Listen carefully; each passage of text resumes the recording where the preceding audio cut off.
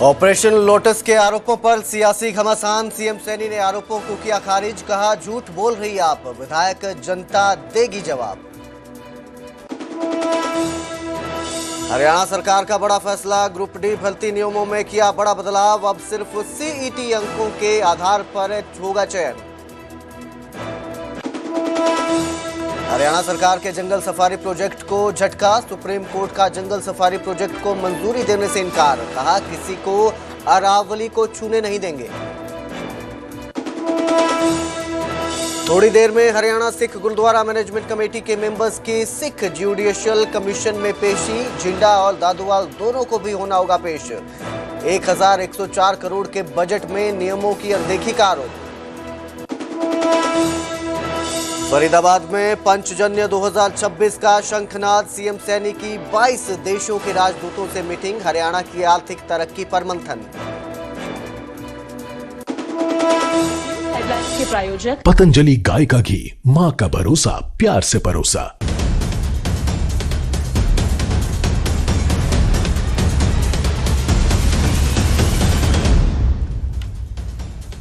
नमस्कार, स्वागत है न्यूज 18 पंजाब हरियाणा में। मैं आपके साथ कुलदीप भारद्वाज।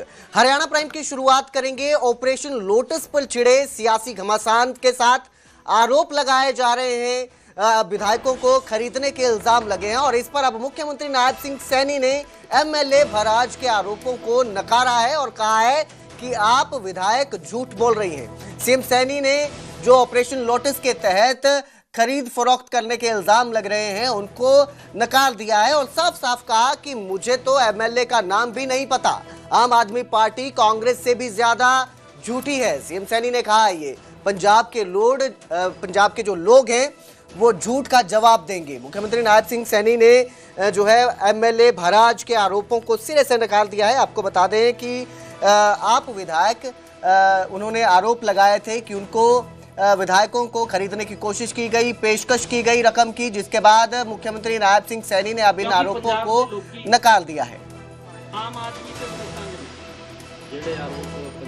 प्रेस वार्ता करिए सर, बंद कमरे में मीटिंग हुई थी जी आपके साथ। कब? अब ये तो आप बताएंगे, वो बताएंगे जी। उन्होंने तो बता दिया। तो आप नाम बता रहे, मुझे तो नाम भी नहीं पता कौन है। मैं ये भी नहीं जानता भी कौन से विधानसभा क्षेत्र से। हाँ, एक बात जरूर कहना चाहता हूँ, पंजाब की जनता हमारी सम्मानित जनता है। पंजाब के लोगों की जो लोग की मुझे निमंत्रण देण आउंदे आ, मैं पंजाब दे लोकां दे निमंत्रण ते पंजाब विच मुझे जाण दा मौका मिलता है, उन्हां दे निमंत्रण ते मिलता है, क्योंकि पंजाब दे लोकी आम आदमी ते बड़े तंग ने। ਜਿਹੜੇ आरोप पंजाब दे विच आप तुसी कह रहे ने ये लगाए सी, दिल्ली विच भी लगाते होंगे। दिल्ली वालों ने साफ कर दिता भी ये तो झूठ की दुकान है और ये कांग्रेस से भी बड़ी दुकान है झूठ की। इन्होंने चाहे कांग्रेस पार्टी पंजाब दे विच है, चाहे आम आदमी की पार्टी की सरकार कांग्रेस दे विच आई है, इन्होंने लोगों को वो सच बाग दिखाते कांग्रेस ने ਜਿਹੜੇ ਦਿਖਾਏ ਸੀ आम आदमी ने ਉਹਦੇ बड़े दिखा दिते। इन्होंने खरीद फरोख्त की, मैं तो ਜਿਹੜਾ ਤੁਸੀਂ ना लिता मैं तो उन्होंने जानता भी नहीं। मैं आरोप लगाया गया कि लोटस ऑपरेशन के तहत मेरे से संपर्क किया गया, बंद कमरे में बात की गई और टिकट की ऑफ़र दी गई, टिकट के साथ साथ और भी कामों की ऑफ़र दी गई। इस प्रकार का एक मनगढ़ंत आरोप लगाया गया, क्योंकि आम आदमी पार्टी अपने कुकृत्यों को छिपाने के लिए पहले तो दिल्ली में बड़े सजाबाग दिखाए आम आदमी पार्टी ने, और यहाँ पर भी इस प्रकार का नैरेटिव सेट करने की बात की गई कि हमारे तो जो स्कूल हैं वो वर्ल्ड में नंबर 1 बढ़ाई दिया हमने। यहाँ का जो क्लिनिक मल्ला है, क्लिनिक मल्ले के अंदर तो लोगों को वहाँ से उपचार होता है इमरजेंसी। इस प्रकार का नैरेटिव आम आदमी ने बनाने की कोशिश की, परंतु केजरीवाल जिस प्रकार का धोखा दिल्ली की जनता के साथ आम आदमी पार्टी ने किया, वही सेम धोखा यहां भी कहा गया था कि हमारे विधायकों को खरीदने की कोशिश की जा रही, केजरीवाल द्वारा आरोप लगाए गए, परंतु उसका कोई तथ्य नहीं था, कोई उनके पास प्रूफ नहीं था। मैंने तो कल कहा क्योंकि मुझे मालूम नहीं था कि आरोप किसने लगाई दिए।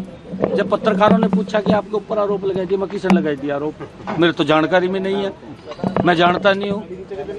तो मैं रात उसको देखा है, वो मनगढ़ंत बातें हैं और वो अपने कुकृत्यों को छिपाने के लिए इस प्रकार की बातें पंजाब में की गई हैं उनके विधायकों के द्वारा, क्योंकि जो वायदे किए थे केजरीवाल ने, आम आदमी पार्टी ने, मान साहब ने पंजाब की जनता के साथ, उनको पूरा करना चाहिए, ध्यान नहीं भटकाना चाहिए, उनकी तरफ ध्यान करना चाहिए। क्योंकि मैं पंजाब के अंदर अगर जा रहा हूं, पंजाब के लोगों के निमंत्रण पे जा रहा हूं, पंजाब के लोगों में पीड़ा है, इस बात की पीड़ा है पंजाब के लोगों में कि हमने कांग्रेस को वोट दिया, कांग्रेस ने हमें धोखा दिया और फिर आम आदमी के ऊपर विश्वास किया, क्योंकि इन्होंने बड़े सजबाग दिखाए थे। आम आदमी ने महा धोखा किया। क्या मेरे नाल साडे संगरूर तो एक नामवर व्यक्ति ने, जिन्हां ने हरियाणा के मुख्यमंत्री नायब सिंह सैनी नाल संपर्क करन दे लई, उन्हां नाल जिहड़ी बंद कमरा मीटिंग दे लई उन्हां ने मेरे नाल संपर्क कीता सीगा, जिस दे विच चाहे संगरूर तो इलैक्शन लड़न दी गल होवे और अपने नाल होर जिहड़े साथियां नूं नाल लैके जाण दी गल, ईवन मेरे वल्लों कोई जे डिमांड है तो उस डिमांड नूं रखण दी गल है, जिहड़ी उन्हां दे वल्लों मेरे कोले प्रपोजल है जिहड़ी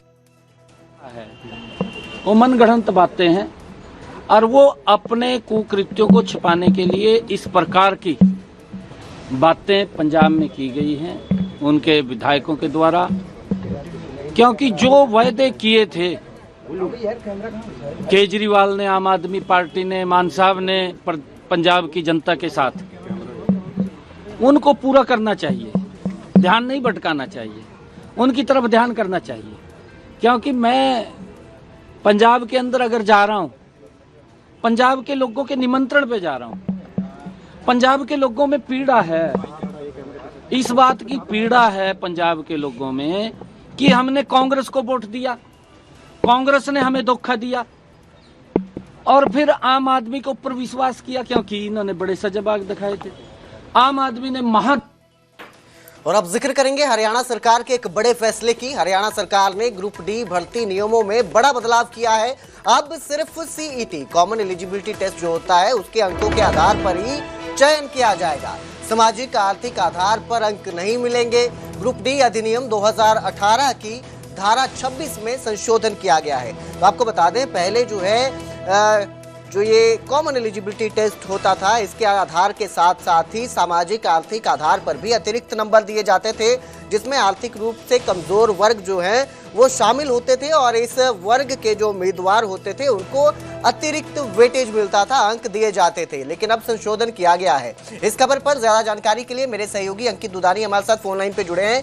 जी अंकित, अब जो है संशोधन किया गया है और जो अंक पहले दिए जाते थे सामाजिक या आर्थिक आधार के वर्गों को जो अंक मिलते थे वो अब नहीं मिलेंगे। किस तरह से इसे देखा जा रहा है और ये कितने अंक थे जो पहले मिलते थे? बिल्कुल, जो सामाजिक और आर्थिक मापदंड के आधार पर अंक दिए जाते थे ग्रुप डी की परीक्षा के अंदर, वो अब मिलने बंद हो जाएंगे। तो अब लेकिन ये जो फैसला है वो 10वीं कक्षा से जो नीचे की परीक्षाएं होती हैं उसमें सीईटी लागू नहीं होगा। जब 10वीं कक्षा से ऊपर के जो ग्रुप डी के जो पद हैं उनके ऊपर ये फैसला लागू होगा। जो मुख्य सचिव जो हैं अनुराग रस्तोगी, उन्होंने नोटिफिकेशन जारी कर दिया है। तो पहले ये इसी सरकार के दौरान ये तय किया गया था, उस समय तत्कालीन मुख्यमंत्री मनोहर लाल ने ये तय किया था कि जो आर्थिक और सामाजिक आधार के ऊपर 5 अंक तय किए गए थे, वो 5 अंक इनको वेटेज के रूप में मिलते थे, लेकिन अब उसको खत्म कर दिया गया है। अब पूर्णतः सीईटी का जो आधार होगा, सीईटी का जो पेपर होता है संयुक्त पात्रता परीक्षा का, तो उसके आधार के ऊपर ही अब ये भर्ती होती हुई नजर आएगी। जी, यानी अंकित, सभी को एक सामान्य श्रेणी में लाने की कोशिश की जा रही है ताकि किसी तरह का विवाद ना रहे। बिल्कुल, अब सामान्य श्रेणी में लाने की ही कोशिश की गई है। हालांकि पहले जो कोशिश की गई थी वो भी काफी सराहनीय थी कि जो आर्थिक और सामाजिक स्तर पर जो कमजोर हैं उन्हें 5 अंक अतिरिक्त दिए जाते थे, जिससे कि वो नौकरी में वरीयता पा सके। लेकिन अब उसको हालांकि कोर्ट में चैलेंज हो गया था, और कोर्ट में चैलेंज होने के बाद ही अब हरियाणा सरकार की ओर से फैसला लिया गया है कि उन अंकों को खत्म करके, और जो एक सीईटी जो टेस्ट होगा, कॉमन एलिजिबिलिटी टेस्ट, उसी के आधार के ऊपर अब नौकरियां लगेंगी। जी, बहुत बहुत शुक्रिया इस तमाम जानकारी के लिए अंकित।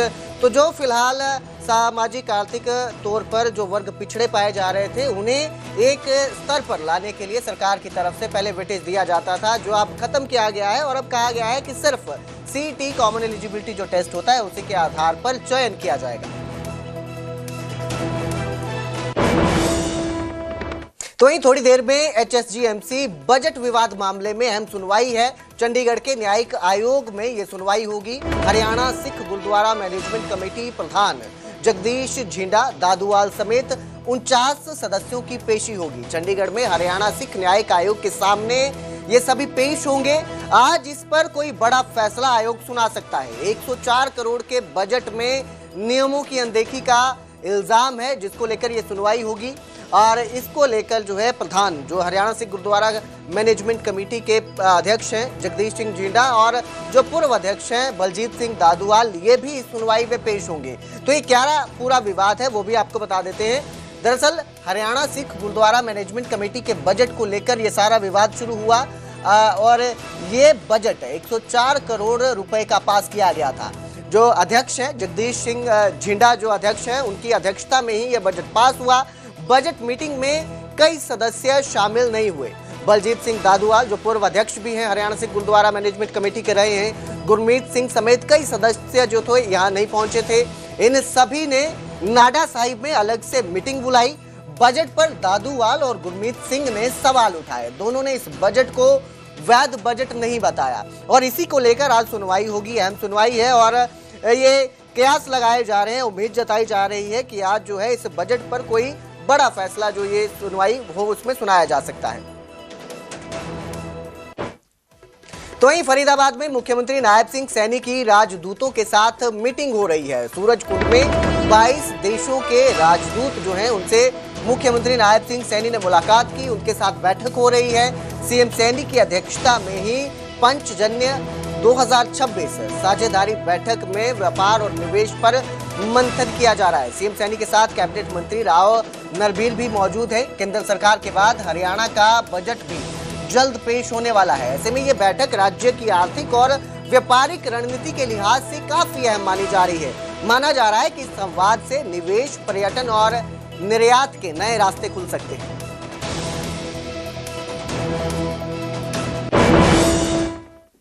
हरियाणा सरकार के जंगल सफारी प्रोजेक्ट को बड़ा झटका लगा है। सुप्रीम कोर्ट का जंगल सफारी प्रोजेक्ट को मंजूरी देने से इनकार सामने आया है, और सीधा कहा गया है कि किसी को अरावली को छूने की अनुमति नहीं दी जाएगी। सुप्रीम कोर्ट की तरफ से ये कहा गया है, और उन्होंने कहा कि हम एक्सपर्ट नहीं हैं, एक्सपर्ट अरावली की परिभाषा तय करेंगे।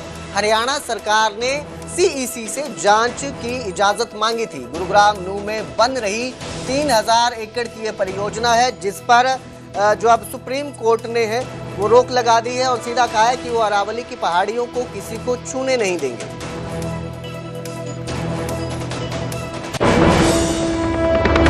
अल्फला ग्रुप मनी लॉन्ड्रिंग के मामले में दिल्ली की साकेत कोर्ट ने ईडी को नोटिस जारी किया है। कोर्ट ने चेयरमैन की न्यायिक हिरासत 14 दिन बढ़ाई है। धोखाधड़ी मामले में चेयरमैन जवाद सिद्दीकी को गिरफ्तार किया गया है। कथित करोड़ों की धोखाधड़ी और गड़बड़ियों से जुड़ा ये पूरा मामला है। आपको बता दें कि अल्फला यूनिवर्सिटी दिल्ली ब्लास्ट के बाद मुख्य तौर पर सुर्खियों में आई थी, क्योंकि जो उसका मास्टर माइंड था वो उसी यूनिवर्सिटी से संबंधित था, जिसके बाद लगातार इस यूनिवर्सिटी पर निगरानी रखी गई, एक्शन किया गया, कार्रवाई की गई और कई अहम सबूत मिले, जिससे पता चला कि जो दिल्ली ब्लास्ट के आरोपी थे वो इसी यूनिवर्सिटी से संबंधित थे। जिसके बाद और भी कई जांच में मामले सामने आए, जिसमें करोड़ों की धोखाधड़ी, कथित करोड़ों की धोखाधड़ी और गड़बड़ियां सामने आई और उसी को लेकर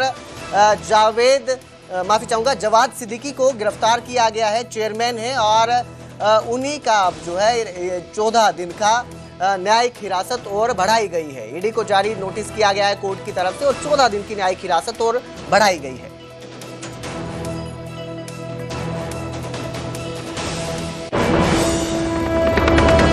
और अब बात करेंगे सोनीपत की, जहां तो उधर यमुनानगर में आदित्य हत्याकांड में आरोपी गिरफ्तार कर लिया गया है। मुख्य आरोपी रक्षित को पुलिस ने काबू कर लिया है।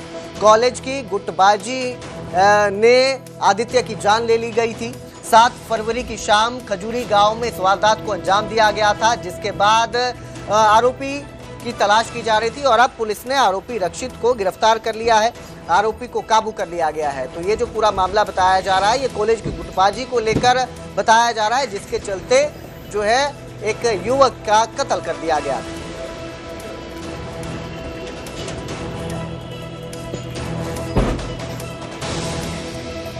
राइवलरी चली आ रही थी आपस में और उस दिन जो बताया गया है कि खजूरी गांव के 3 युवाओं ने नग्गल गांव के साथ के जो युवाओं के साथ राइवलरी थी उनसे बातचीत के लिए बुलाया था। जब वो बातचीत करने के लिए वहां 3 लड़के पहुंचे, उनमें से 2 तो नग्गल गांव के रहने वाले थे, खजूरी गांव का रहने वाला था। तो ऑलरेडी वहां 4-5 लड़के पहले से ही मौजूद थे।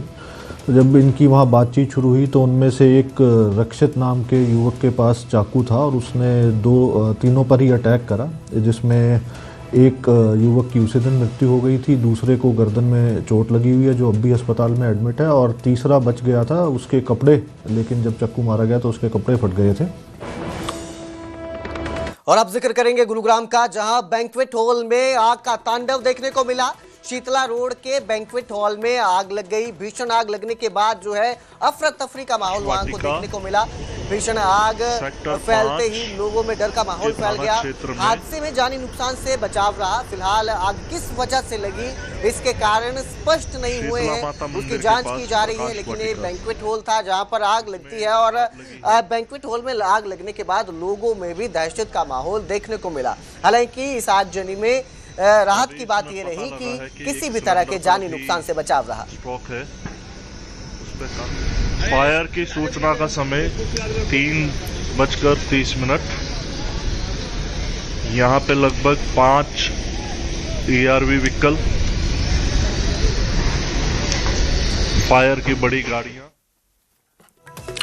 तो वहीं प्रदेश में जहरीले पानी को लेकर विरोध शुरू हो गया है। करनाल में केमिकल वाले पानी के खिलाफ प्रदर्शन हुआ। किसानों ने फैक्ट्री के बाहर धरना दिया। मिल मालिक के खिलाफ नारेबाजी की गई। केमिकल वाले पानी से फसलों की बर्बादी के इल्जाम है। दरअसल इससे पहले भी 2 जिलों से खबर सामने आई थी जहां केमिकल वाले पानी की वजह से 13 पशुओं की मौत हो गई थी। फरीदाबाद और नूह में पशुओं ने केमिकल वाला पानी पिया, जिसकी वजह से 13 पशुओं की जान चली गई थी। और अब ऐसे ही आरोप करनाल से भी सामने आ रहे हैं, जहां केमिकल वाला जो पानी है वो किसानों की फसलों को नुकसान पहुंचा रहा है। किसानों का कहना है कि ये केमिकल वाला पानी जब खेतों में पहुंचता है तो फसल खराब हो रही है। और सोचिए अगर ये जहरीला पानी है जो फसलों तक पहुंच रहा है, तो ये जो फसल इस पानी से पैदा हो रही है, कहीं ना कहीं इसमें भी जो है वो जहर पनप सकता है, जो आपके स्वास्थ्य के लिए भी हानिकारक हो सकता है। और इस तरह के पानी से किसानों को भी नुकसान हो रहा है। इसी के खिलाफ किसानों ने फैक्ट्री के बाहर धरना दिया। किसान एकता अंदर एक नक्षत्रा बायोफ्यूल है जो इंद्री से कुरुक्षेत्र उमरी रोड जाता है, उसके ऊपर नियर बाई कादराबाद बुडन पर। और यहाँ पर जो इसका फैक्ट्री का एथेनॉल प्लांट का जो वेस्ट मटेरियल है, जिसको हम देसी भाषा में राखी का दें, वह राखी है खुले में उड़ रही, खेतों में जा रही, आने जाने वालों की आंखों में गिर रही। और जो ट्रायलियों में लेकर जा रहे वह भी खुले में जा रही, उसके ऊपर कोई तरपाल तरपुल का कोई सिस्टम नहीं है। दूसरा, पानी के अंदर जो वेस्ट मटेरियल है, पानी है इनका, वो भी सुनने में अभी धरती में तार रहे, तो वाटर लेवल उसमें भी खराब लग रहे हैं। और दूसरा, जिसकी पार्किंग की कोई व्यवस्था नहीं है।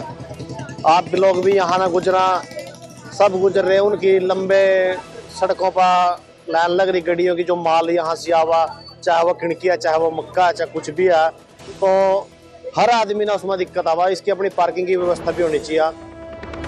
आगे बढ़ेंगे और बात करेंगे कैथल की, जहां दिल दहला देने वाली वारदात सामने आई। 10वीं के छात्र की चाकू मारकर हत्या कर दी गई। छात्र नवराज दीप पर चाकू से 8 से 10 वार हुए। ट्यूशन जाते समय छात्रों के साथ झगड़ा हुआ था, इसी के चलते छात्रों ने नवराज दीप पर हमला किया। इस हमले में एक और छात्र भी गंभीर रूप से घायल हुआ है। पुलिस ने इस मामले में 5 नामजद और 12 अन्य के खिलाफ मामला दर्ज किया है। तो बताया जा रहा है कि खेल को लेकर इनका झगड़ा हुआ था। इसके बाद जो आरोपी थे वो भी छात्र ही बताए जा रहे हैं, अलग अलग स्कूलों के छात्र थे। खेल को लेकर इनका झगड़ा हुआ था आपस में, जिसके बाद उन्होंने नवराज दीप पर हमला किया और 8 से 10 चाकू के वार किए, जिसके बाद आरोपी मौके से फरार हो गए। फिलहाल पुलिस ने 5 नामजद और 12 अन्य पर केस दर्ज किया है। ये सर नवराज सिंह है, इसकी उम्र 17 साल से करीब है और बच्चा का झगड़ा था। तो स्कूल में ट्यूशन पे को लेकर विवाद हो गया था, तो बच्चे ने आपस में पीछा तानी होने की वजह से रमथली नहर पे झगड़ा हो गया। जो दूसरी पार्टी के बच्चे ने चाकू मार दिया, चोट की वजह से बच्चे की मौत हो गई। बच्चे की 17 साल उम्र थी सर और खरका गाँव का रहने वाला था। ये इसमें पड़ता है सर अपना स्कूल का नाम तो सर मारने वाले तो बाई नेम तो 4-5 सर अन्य भी 10-12। वो भी नाबालिग है? उसमें नाबालिग है सर, वो भी 10वीं क्लास के बच्चे हैं। हाँ, तो अब क्या कार्रवाई फिर दर्ज कर दी है सर और तफ्तीश जारी है। जैसे भी होगा अफसरों के आदेशों में कार्रवाई। सोनीपत में जेल परिसर में बेल जंपर की मौत हो गई। परिजनों ने मौत पर सवाल उठाए हैं। डॉक्टरों पर सही से मेडिकल ना करने के इल्जाम लगाए हैं। अब मैजिस्ट्रेट की नियुक्ति वाला बोर्ड पोस्टमार्टम करेगा। आपको बता दें कि ये जो शख्स था ये बेल पर बाहर गया था, लेकिन उसके बाद फरार हो गया और फरार होने के बाद पुलिस को इसकी तलाश थी, जिसके बाद इसे काबू किया गया। तो बेल जंपर को जब एक बार फिर गिरफ्तार किया गया और इसे हिरासत में लिया गया, तो संदिग्ध परिस्थितियों में जेल परिसर में ही इसकी मौत हो गई, जिस पर अब परिजनों ने सवाल उठाए हैं और आरोप लगाए हैं कि जो मेडिकल है वो सही से नहीं किया गया है और अब मैजिस्ट्रेट की नियुक्ति वाला बोर्ड इसका पोस्टमार्टम करेगा। जैसे भाई पुलिस ने तुम्हारी सिविल हॉस्पिटल में आ जाओ, तुम्हारे भाई की डेथ होगी, तो यहाँ भी पता लगा, तो भाई पता लगा भी जेल में हमने पेश कर दिया था, तो वहाँ इसकी डेथ होगी है। सर क्या कोई तकलीफ थी क्या उस भाई को आपके? भाई सांस फूल रहे थे उसके। अच्छा। वहाँ पुलिस के सामने हो रहा था जो भी था। अब पता नहीं बाकी क्या है क्या नहीं। इनको यहाँ डॉक्टर को देखना चाहिए, जो मेडिकल करवाया तो डॉक्टर को देखना चाहिए था ना। जिस पर थाने की तरफ से सेकंड आईओ में पेश करके कोर्ट में पेश करा दिया गया था। कोर्ट में पेश करने के बाद उसको जेल पे लेके गए थे। जेल पे ले जाने के बाद अचानक से उसकी एक दिन तबीयत खराब हो गई थी, जिसको सरकारी अस्पताल सोनीपत में एडमिट कराया गया, जिसमें उसी टाइम में उसका मौत हो गई थी। सर क्या नाम है मृतक का? मृतक का नाम अरुण है, जो सेक्टर 12 का रहने वाला है। सर किस मामले में बेल जंपर था ये 2023 का मुकदमा है NDPS का, उसमें बेल जंपर हुआ था।